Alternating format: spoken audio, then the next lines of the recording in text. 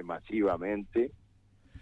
Nosotros lo estamos haciendo, impulsando desde las universidades y también desde los colegios. Sí.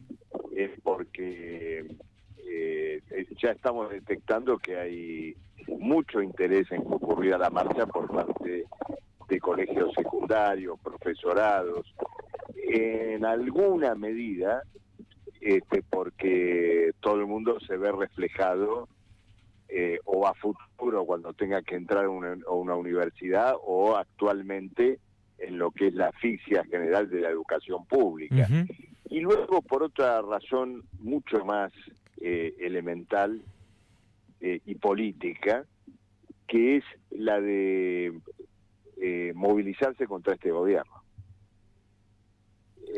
La de marchar y expresar el repudio al gobierno de Milei en todos los planos.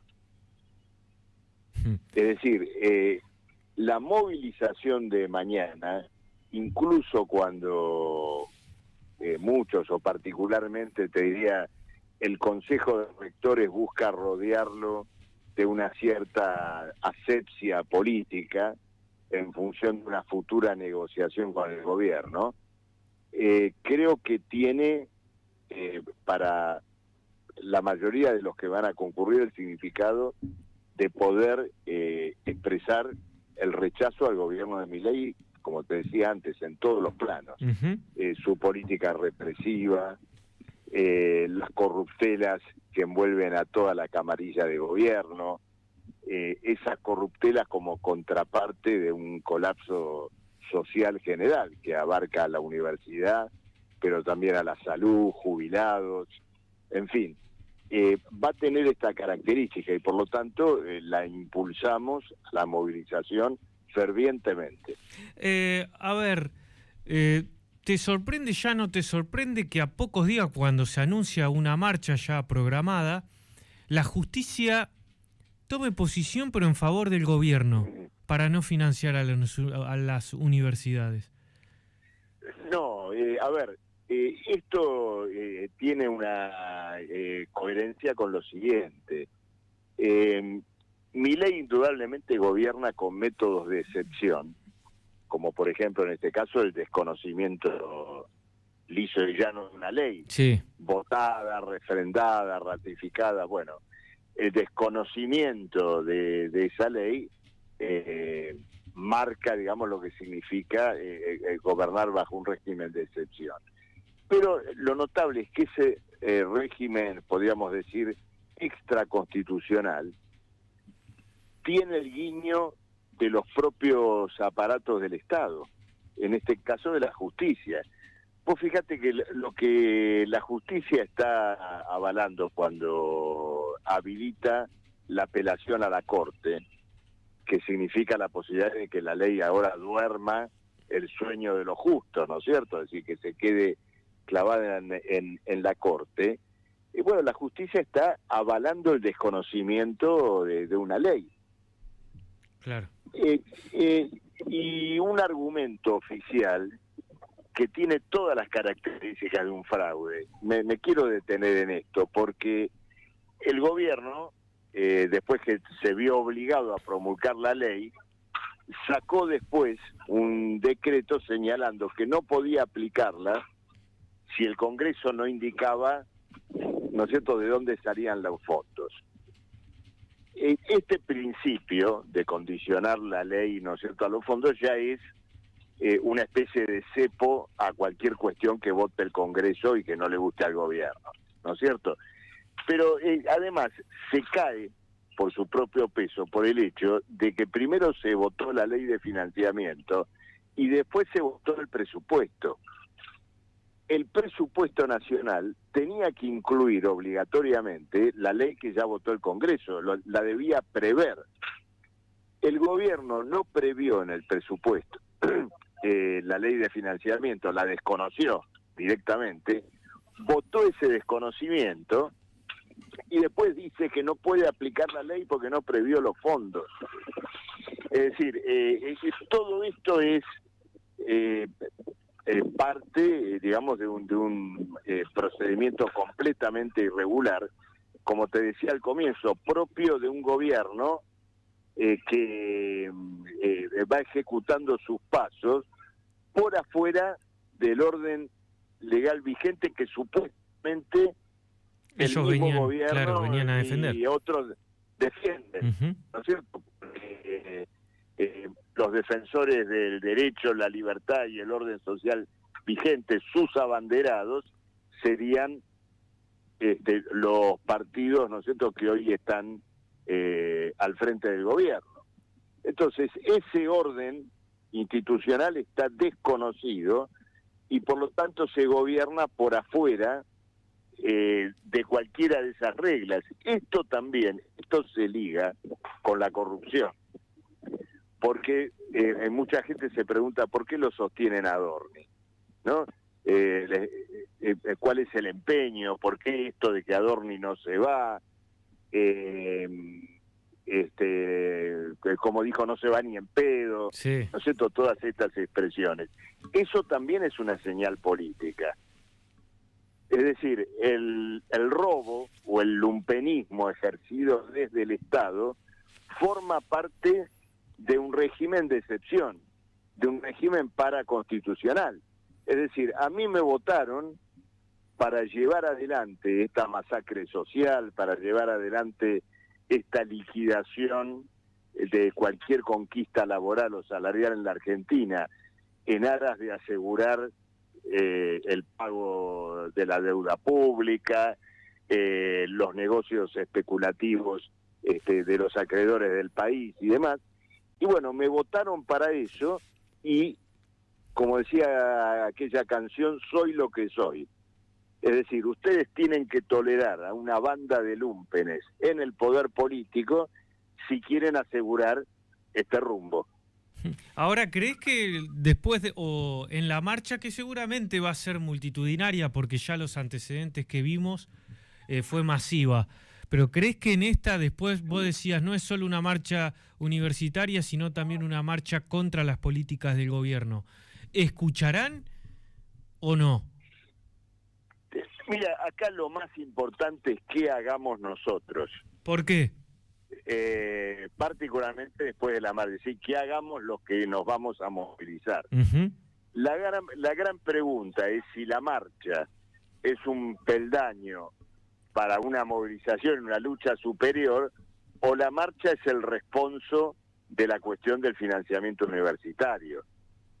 Es decir, si después de la marcha simplemente utilizamos ese número de personas como prenda de negociación para conseguir 2 mangos, para decirlo mal y pronto, Sí. decir, para que el gobierno diga, bueno, denme algo para financiar la caja de los rectores, aunque el salario de los docentes quede petrificado. Bueno, si la marcha va a ser eso, el gobierno se va a salir con la suya. El gran desafío es que después de la marcha, así como parece, va a ser efectivamente numerosa, bueno, nos planteemos al día siguiente,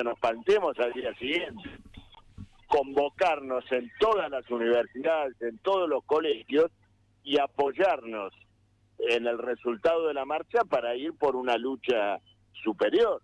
Eso es lo que realmente tenemos que pensar y tenemos que ver. Uh-huh. Sí, Marcelo, muchos argentinos se están preguntando, recorte de acá, vemos en el PAMI a jubilados, bueno, el no pago del financiamiento a las universidades, el no pago a los subsidios en el transporte, que durante un mes la gente estuvo padeciendo, ¿no?, el transporte público.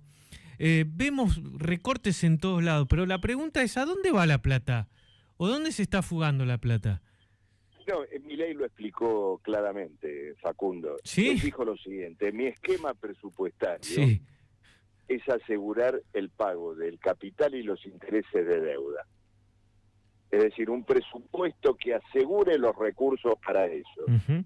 Tiene que existir un superávit equivalente al pago de los intereses y del capital de la deuda. Lo que sobra se acomoda para las demás cosas.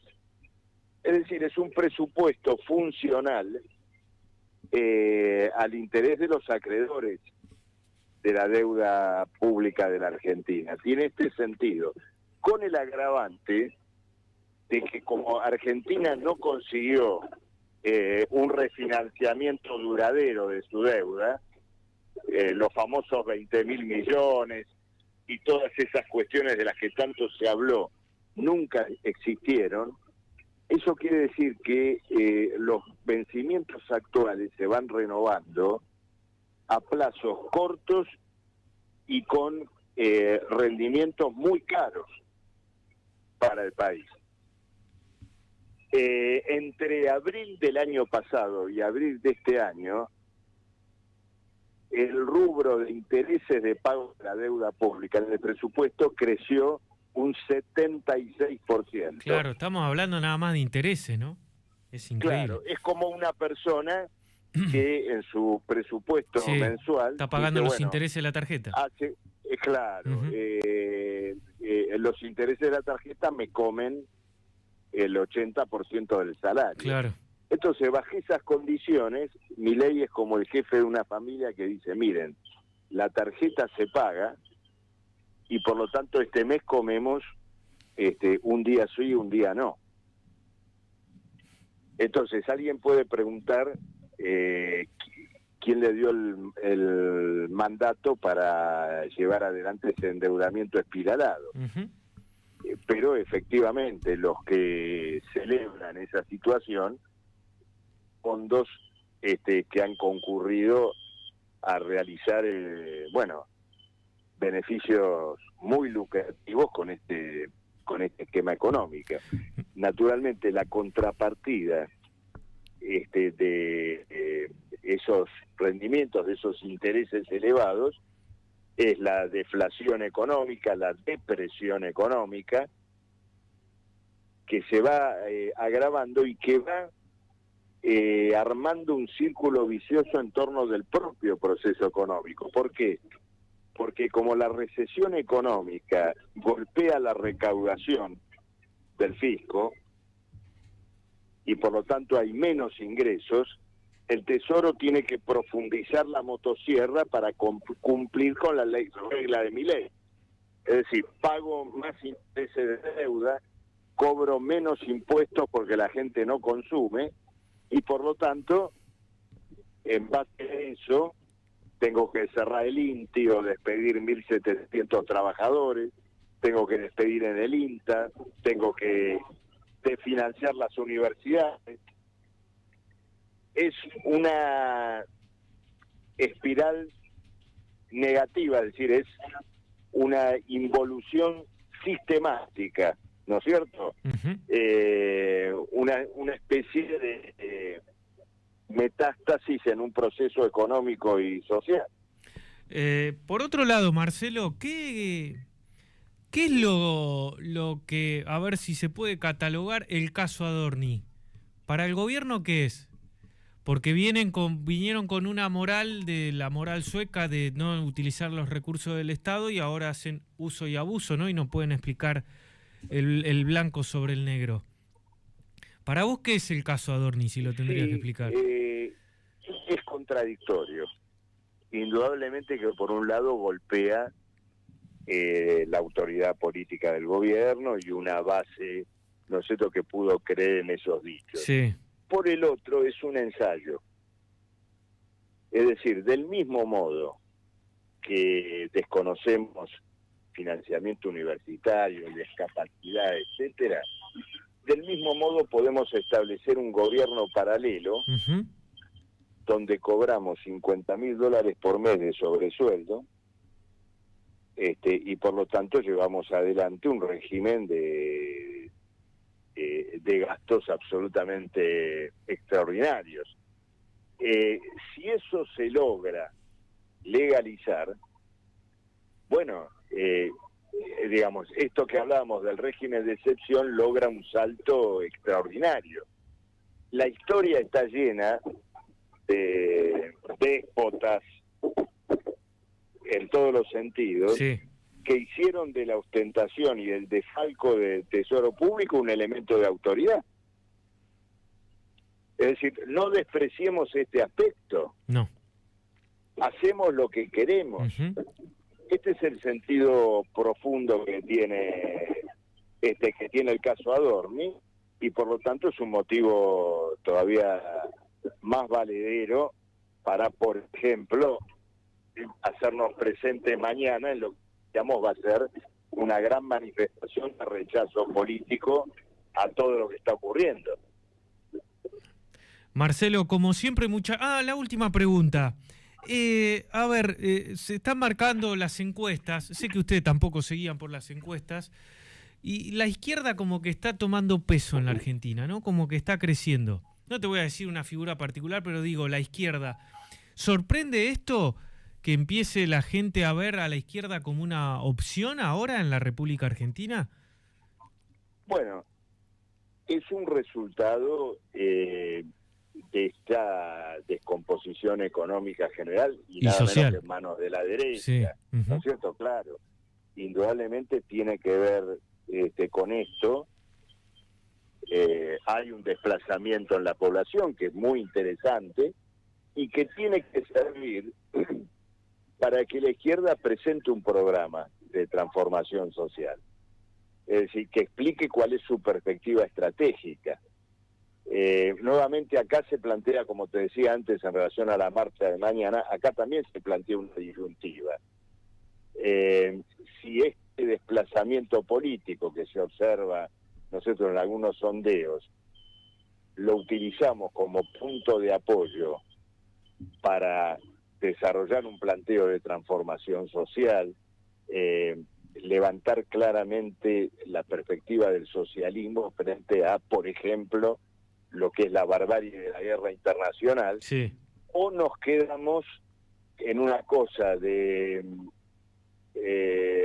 cortedad de miras o de miopía política, de pensar que esto simplemente va a ayudar a la consagración de un par de escaños más en el Congreso, ¿no es cierto? O, bueno, aceitar alguna variante de integración a este Estado que se cae y que justamente por cómo se está descomponiendo da lugar a una expectativa hacia la izquierda.